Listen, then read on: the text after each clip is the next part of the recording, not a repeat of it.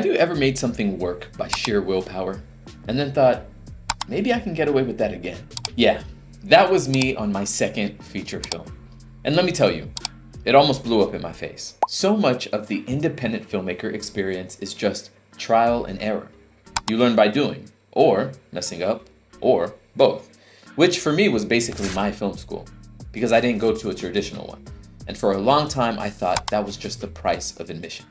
Make a film, mess it up, learn something, repeat.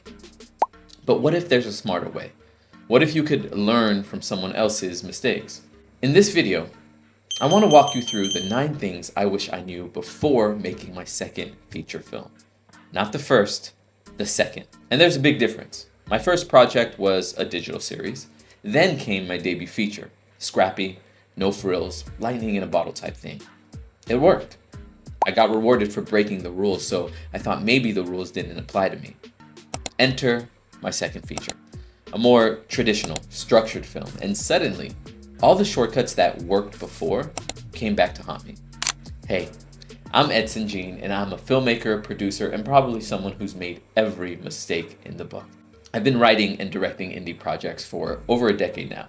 My feature film Ludi premiered at South by Southwest, and I'm a Tribeca Film Festival alum. I've consulted in the writer's room for 𝐏𝐫𝐸𝐻 HBO Max series, and my work has been licensed on HBO and Amazon, to name a few.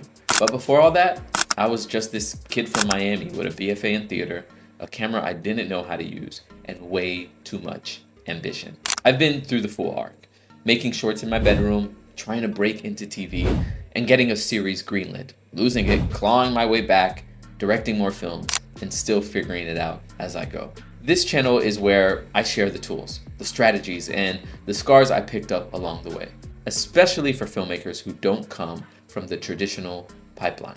But everyone's welcome. If that sounds like your vibe, you're in the right place. All right, lesson 1. Don't stop investor outreach just because you got a yes. I had a whole list of potential investors I built during pre-production.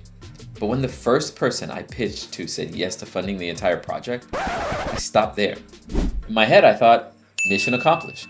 But what I didn't realize was that those other people on the list, they were future collaborators, future funders, future champions. I should have followed up, kept them in the loop, and invited them along the journey. Because today, as I prepare my next film, those contacts are cold.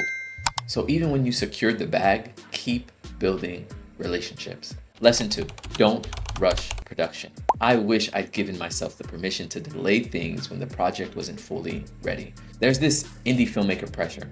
You gotta move fast, hustle, capitalize on the moment. But momentum without alignment leads to stress, missed opportunities, and mediocre results. As the legendary 𝐏𝐸𝐿 put it, action is the first word you must learn, and the second is patience. As a filmmaker, you must wait for many things. You have to wait for money, the weather, the cast, the release. So you need to have good patience. Whether it's cast availability, budget gaps, or creative clarity, waiting can be the smartest move. I didn't give myself the grace.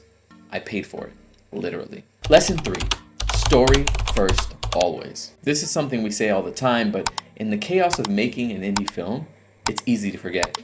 I kept scenes in the script that felt personal or culturally specific, but they didn't serve the plot. I didn't trim the fat early, and it made the production more complicated than it needed to be. Now I ask, does this move the story forward?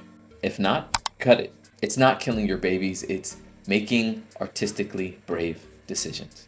Lesson 4, I will never shoot more than 4 pages a day, and I mean average. Not just saying it to sound disciplined, but my first feature was verite style, long takes, minimal setups, so we got cocky with page counts. But on the second one, with traditional coverage and more complex production needs, that page count nearly broke us. We were constantly cutting on the fly. 4 pages a day forces clarity, it protects your energy, and it gives the story the time it deserves. Lesson 5, don't act and direct unless your production can support it. I stepped into the lead role last minute because our actor dropped out. I knew the script, I'm trained as an actor. It made sense on paper. But in practice, it meant I couldn't monitor performances the way I needed to.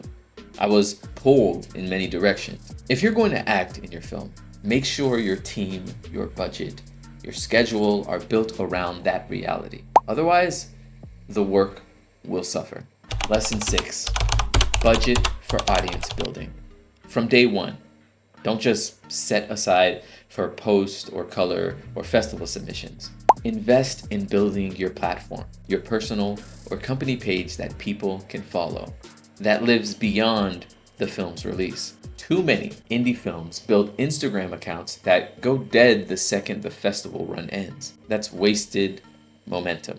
Build a digital presence that evolves with you.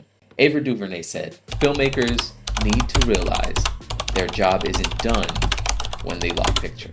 We must see our films through. Studios no longer do this for a large percentage of films. So you must find and nurture your own audience and make sure your film has a life. Lesson 7, plan for distribution outside the festival system. Festivals are great, but they don't pay you. You submit for free, they charge for tickets, and you walk away with laurels and maybe an email. I wish I had more intentional distribution plan from the beginning, especially through tools like 𝐏𝐚𝐜, which lets you retain data, host events, and connect directly with your audience. It's empowering. Lesson 8, don't mistake creative urgency for personal readiness. Just because you feel emotionally or artistically ready to make the film doesn't mean the project is set up to succeed. I pushed forward when the film was emotionally alive, but logistically it was fragile. A little bit more planning, a little bit more money, a little bit more structure would have gone a long way. Lesson 9, be honest about what the film demands of you and if you can deliver it. Know Me required more than I realized. More coverage, more time, more clarity.